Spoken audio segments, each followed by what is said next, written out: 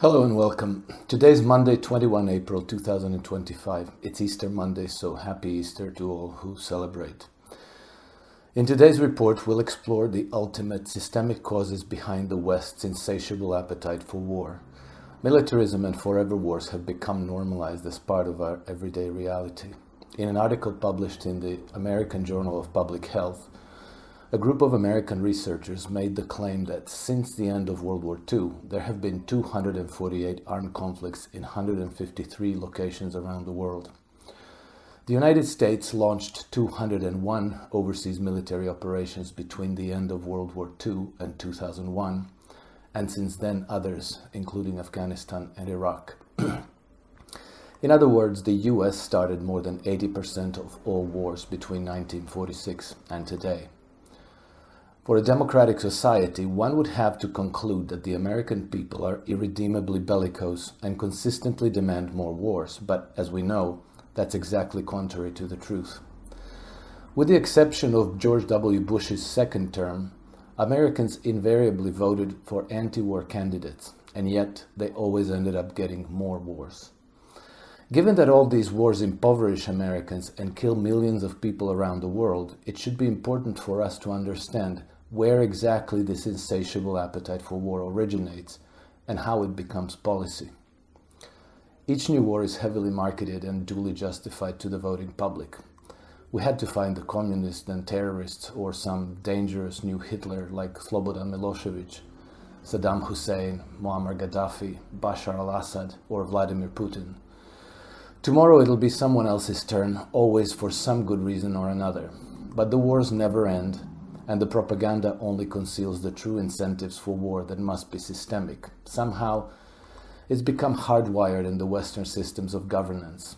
These questions have been the motivating drive behind my research for decades now. Last March, in an article titled, quote, "The Power Behind the Throne and the Forever Wars," I wrote as follows. In untangling the causal factors behind the many crises we face today, the trail of breadcrumbs always leads to the international banking cartel, which appears to have the determining influence shaping the system of governance under which our societies operate. In particular, the banking interests appear to be the key movers behind the perpetual warfare we are witnessing today. The better we understand the way the systems work, the more the saying, "all wars are bankers' war," rings true. It has never been about democracy nor about freedom. It is strictly about banking and about collateral.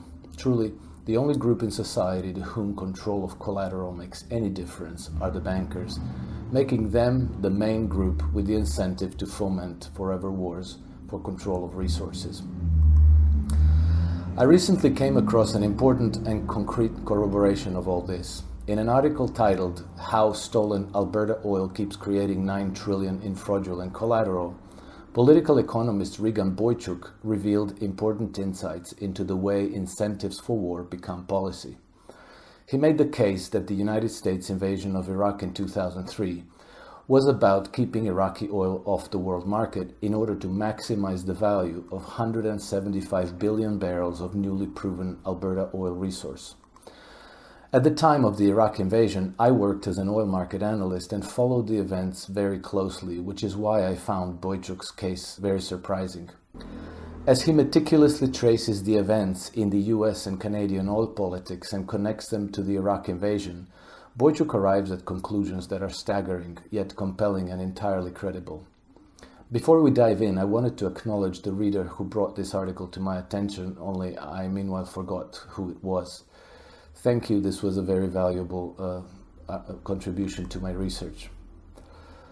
Boychuk believes that the real objective of the US invasion of Iraq was not to steal Iraq, whose production had been ramping up since the late 1990s.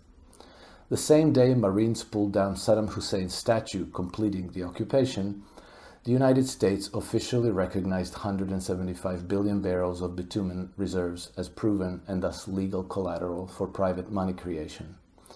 That very day, then US Energy Secretary Edward Abrahams said that from now on, when the Americans stocked oil, they would be counting the reserves sitting beneath the forests of northern Alberta.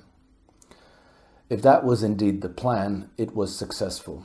When the United States invaded Iraq on 20th March 2003, Brent crude oil was trading at around $25 a barrel. By the summer of 2008, it surpassed $146 a barrel.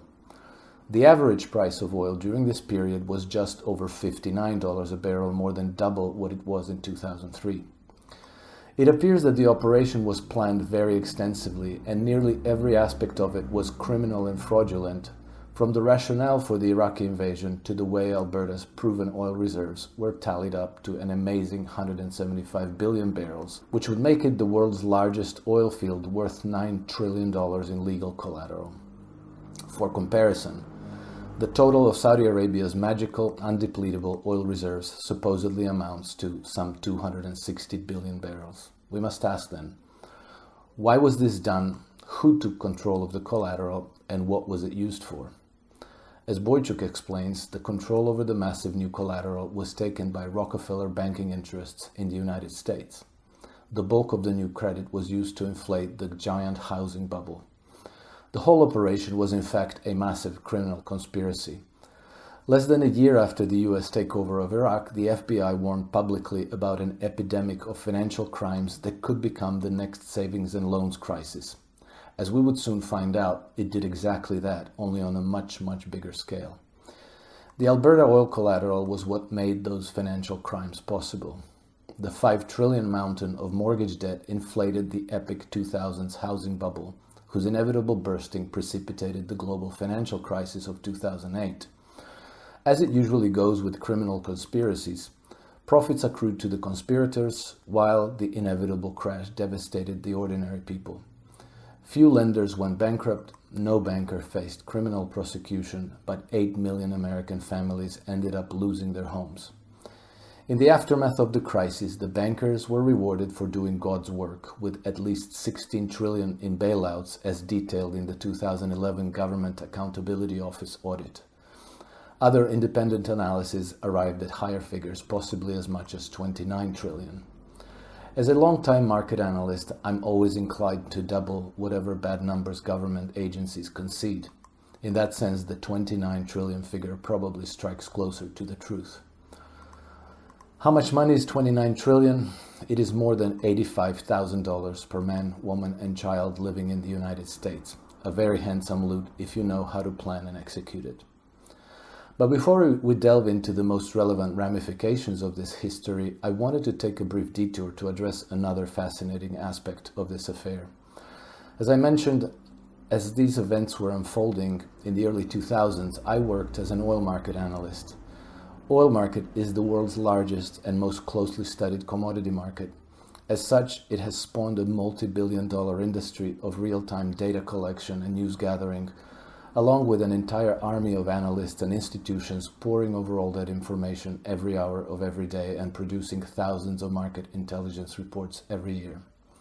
I studied hundreds of these reports seeking to understand the economic fundamentals that drove oil's unprecedented price rise from $25 to $146 per barrel. None of those reports, literally none, took the finance aspect into consideration. Other than acknowledging the rather obvious war for oil relationship, none of the reports suggested the possibility of a criminal conspiracy driving the events. And of course, none of them came even close to predicting the developments during those years. That fact alone should be a huge revelation. As I documented in my book Mastering Uncertainty in Commodities Trading, the world's leading oil market forecasters were collectively stuck in a groupthink echo chamber producing clever-sounding but worthless analysis, along with hopelessly wrong forecasts. I summarized the 2-year forecasts by the world's leading institutions submitted to the US Energy Information Administration in 2003. All the submitted forecasts for 2005 were clustered between $19 and $24 per barrel. Indifferent to these authoritative predictions, crude oil reached over $66 a barrel that year, more than 3 times higher than the average EIA forecasts. Of course, like the rest of the analysts, I did not understand the real reasons behind this large-scale price event. But the event did reinforce my view that analyzing economic fundamentals was an utter waste of time, and that large-scale price events always unfold as trends, making trend following the only reliable method of navigating markets in general. If prices are going up, you go long. That's it. Perhaps in another 20 years or so, we will understand why they went up, but whatever you do, don't rely on authoritative market analysts or their forecasts. Anyway, returning to our story, the evidence presented by Regan Boychuk suggests that the events were driven by a high-level bankers' conspiracy.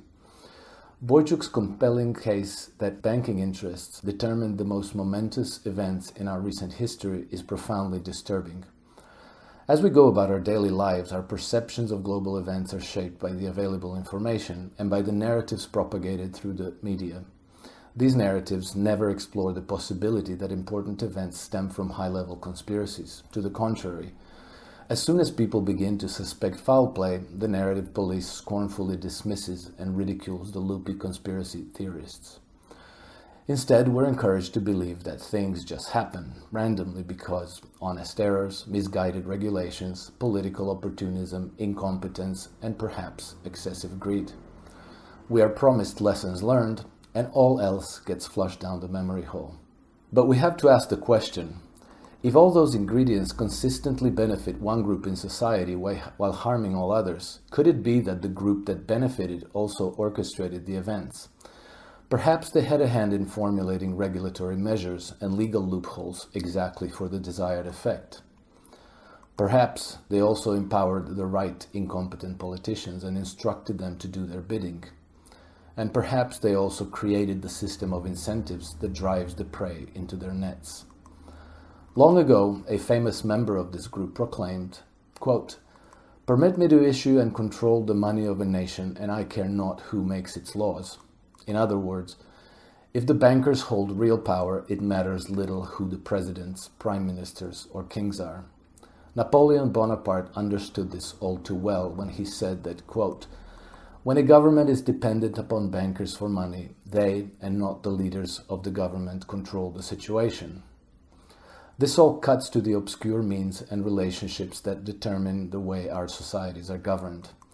They are obscure because they couldn't withstand the light of day, and therefore must be concealed and difficult to discern. However, they aren't entirely invisible, and if we pay careful attention, every so often evidence about the way things really work surfaces through unexpected disclosure, testimonies, or through patterns of events. Last February, for example, former British Prime Minister Liz Truss gave us a stonker of a revelation. Truss appeared in Steve Bannon's War Room and said this, quote, "What I found out when I got into number 10 is, I thought that if I got to the top of the tree, I would be able to implement those conservative policies. And what I discovered was that I was not holding the levers. The levers were held by the Bank of England, by the Office of Budget Responsibility. They were not held by the Prime Minister or the Chancellor." Truss went on to point out the obvious problem with this. You can sack the Prime Minister, but you can't sack the Bank of England officials who hold the levers of power. Around the same time of that revelation, Glenn Beck dropped a similar clue. In an interview with Tucker Carlson, published on 21 February 2024, he shared a story of his encounter with George W. Bush. Quote, "I thought of something George Bush told me in the Oval Office. I was asking about the policies and how they were going to change, and he said, 'Glenn, don't worry, whoever sits behind this desk, in that chair, is going to have the same advice given by the same advisors, and they will realize the president's hands are tied.' I walked out of the room horrified. Why do we even have elections?" It would be interesting to know who exactly were these same advisors that gave advice to US presidents whose hands are tied. Was it they who advised George Bush to invade Iraq in 2003? Were they doing God's work then, because that same George W. Bush said, quote, "God would tell me, 'George, go fight these terrorists in Afghanistan,' and I did. And then God would tell me, 'George, go and end the tyranny in Iraq,' and I did." Whoever this God was, it's important for us to recognize that the relationships which George W. and Liz Truss revealed have been the defining feature of our democracies for a very long time. In 1924, Britain's former finance minister, Reginald McKenna, said that, quote, "Banks can and do create money, and they who control the credit of a nation direct the policy of governance and hold in the hollow of their hands the destiny of the people. In 1844, British Prime Minister Benjamin Disraeli said that, quote, "The world is governed by very different personages from what is imagined by those who are not behind the scenes."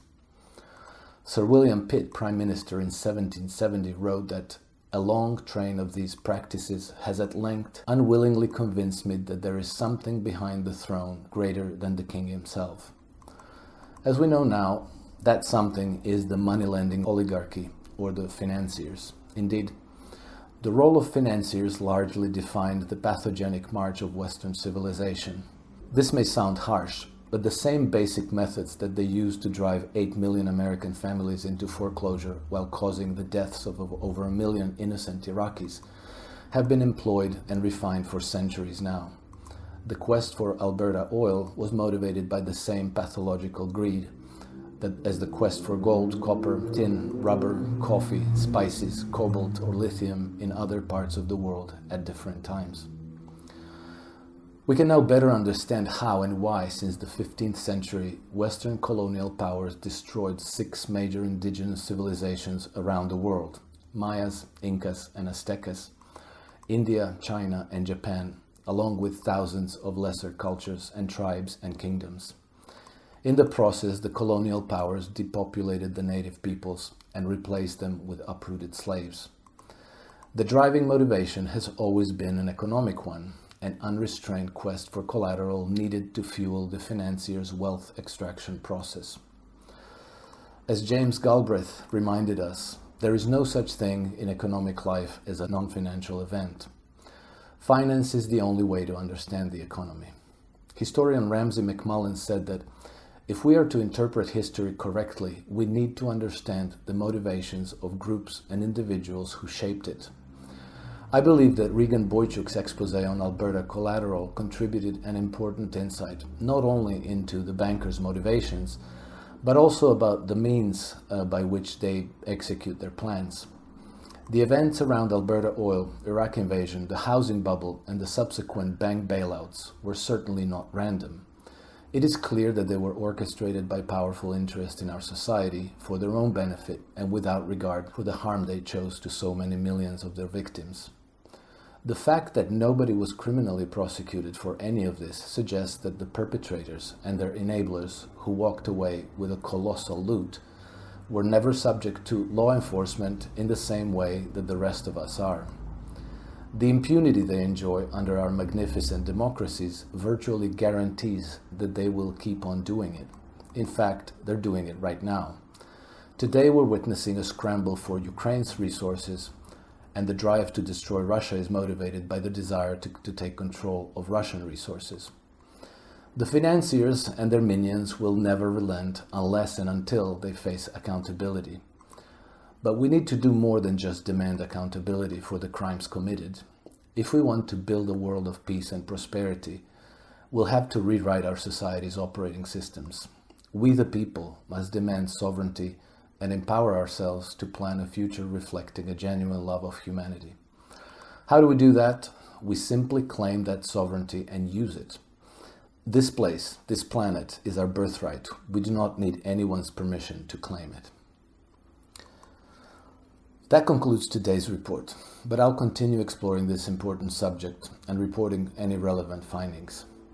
If you happen to be a market analyst, trader, or investor and think trend following could improve your game, please check out our daily Trend Compass reports. Subscription rates start at less than $1 a day, and a free test drive is always available with no strings attached. The relevant links are provided below.